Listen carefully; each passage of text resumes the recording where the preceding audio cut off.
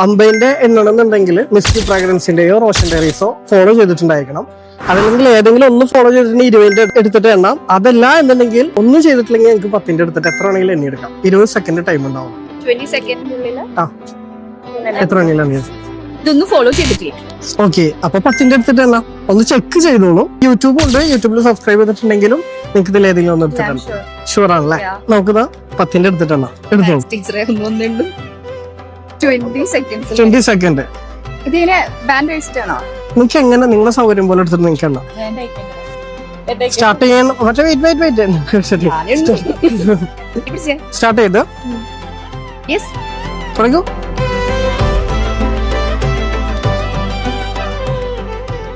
ഓരോന്നായിട്ട് എണ്ണാൻ പാടുള്ളൂ. 2 എണ്ണം വരാൻ പാടില്ല.